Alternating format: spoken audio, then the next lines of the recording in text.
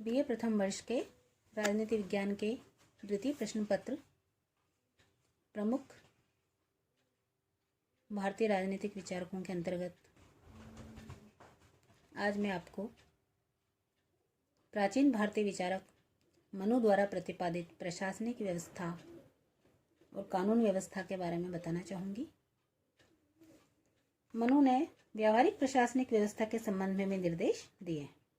शासन व्यवस्था का उल्लेख करते हुए उसने कहा है कि राजा 2, 3, 5 और 100 गांवों के बीच में अपना राज स्थान स्थापित करे तथा इन क्षेत्रों में शांति व्यवस्था बनाए रखने के लिए योग्योचित कर्मचारी भी नियुक्त करे। इन कर्मचारियों के द्वारा कर वसूल करने और अपने क्षेत्र में होने वाली दैनिक घटनाओं, अपराधों आदि की रिपोर्ट ऊपर के अधिकारियों को देने का कार्य किया जाए। गांव के अधिकारियों के सभी कार्यों की देखभाल करने के लिए अलग से मंत्री होना चाहिए। इस व्यवस्था से राजा को राज्य में होने वाली सभी घटनाओं की सूचना मिलती रहेगी और वह अपना नियंत्रण भी स्थापित रख पाएगा।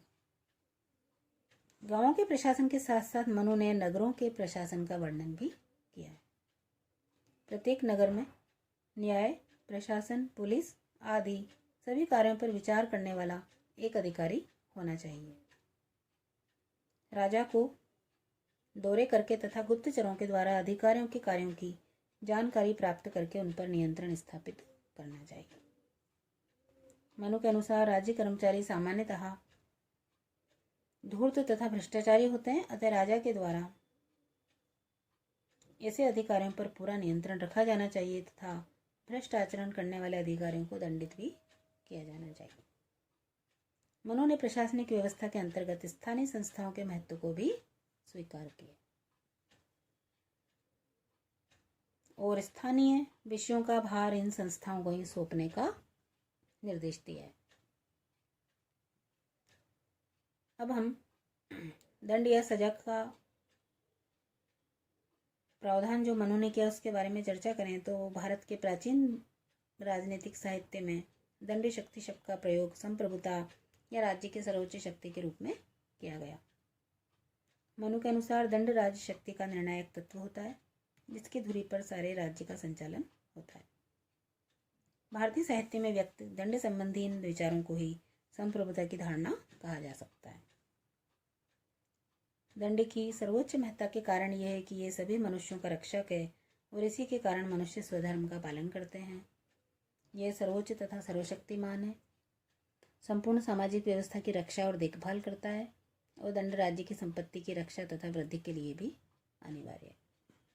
यह स्वयं निर्भय होता है और सबको निर्भय रखता है।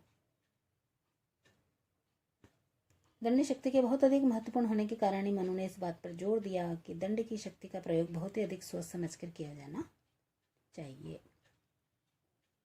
अब हम कानून और व्यवस्था की बात करें तो कानून तथा न्याय व्यवस्था के बारे में भी मनु ने विस्तृत विवेचना की है। कानून निर्माण के लिए उसने एक विधायिका का सुझाव दिया है जिसे उसने परिषद का नाम दिया। मनु के अनुसार विधायिका या परिषद के सदस्यों की संख्या 10 होनी चाहिए, किंतु रचना का आधार बौद्धिक योग्यता रहे न कि संख्या। कानून निर्माण के लिए एक परिषद की व्यवस्था के अतिरिक्त जनता अपनी संघीय संस्थाओं के द्वारा स्वयं अपने नियम बनाने हेतु भी स्वतंत्र थी। हमें कह सकते हैं कि मनुस्मृति की शासन पद्धति में जनतंत्री प्रवृत्तियां और सत्ता के विकेंद्रीकरण की स्थिति विद्यमान थी। मनुस्मृति में न्याय व्यवस्था का भी वर्णन किया गया है। मनु के अनुसार 2 प्रकार के विवाद होते हैं, हिंसा के कारण उत्पन्न विवाद और देने योग्य भूमि या धन न देने से उत्पन्न विवाद। मनुस्मृति में वर्णन किया गया है कि यदि राजा स्वयं विवादों का निर्णय नहीं करे तो उसे कार्य को देखने के लिए किसी विद्वान ब्राह्मण को नियुक्त करना चाहिए। राजा के द्वारा नियुक्त ब्राह्मण ही ऐसे 3 अन्य व्यक्तियों के साथ मिलकर न्यायालय में विवादों का निर्णय करे। न्यायाधीशों को सभी विवादों का निर्णय पूर्ण निष्पक्षता पूर्वक करना चाहिए, क्योंकि जिस सभा या न्यायालय में सत्य असत्य से पीड़ित होता है उसके सदस्य ही पाप से नष्ट हो जाते हैं। मनु के अनुसार न्यायाधीश ब्राह्मण ही होना चाहिए, किसी भी दिशा में शूद्र नहीं होना चाहिए। न्यायाधीश ऐसे व्यक्ति हों जो बाहरी चिन्हों, स्वर, वर्ण, संकेतों, चेष्टाओं से मनुष्यों के आंतरिक भावों को जान सकें। मनुस्मृति में प्रमाणों को भी 2 भागों में बांटा गया है, मानुष प्रमाण और दिव्य प्रमाण। मानुष प्रमाण 3 प्रकार के होते हैं, लिखित, युक्ति और साक्षी। मनु के अनुसार न्यायाधीशों द्वारा लिखित प्रमाणों को अधिक महत्व दिया जाना चाहिए, किंतु बलपूर्वक लिखाए गए लेखों को अमान्य कर देना चाहिए।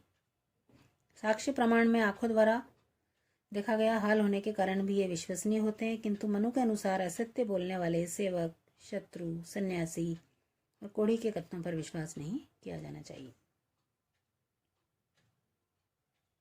तो इस प्रकार से मनु ने कानून और न्याय व्यवस्था के बारे में भी विस्तृत विवेचन किया। दंड व्यवस्था की यदि हम बात करें तो मनु के अनुसार दंड की व्यवस्था अपराध के अनुपात के अनुसार होनी चाहिए।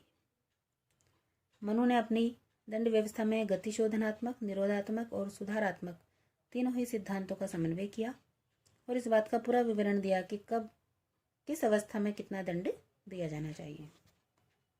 मनु ने विभिन्न प्रकार के दंडों का विधान किया है, जिसके रूप में वागदंड समझाना बुझाना, धिक दंड निंदा भत्सना करना, धन दंड जुर्माना, काम दंड और वध दंड, शारीरिक यातना और प्राण दंड, कारागार दंड, जाति बहिष्कार दंड, प्रायश्चित दंड, संपत्ति हरण दंड, निर्वासन।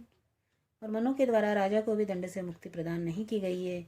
वे कहते हैं कि राजा पर भी जुर्माना लगाया जा सकता है। धन्यवाद।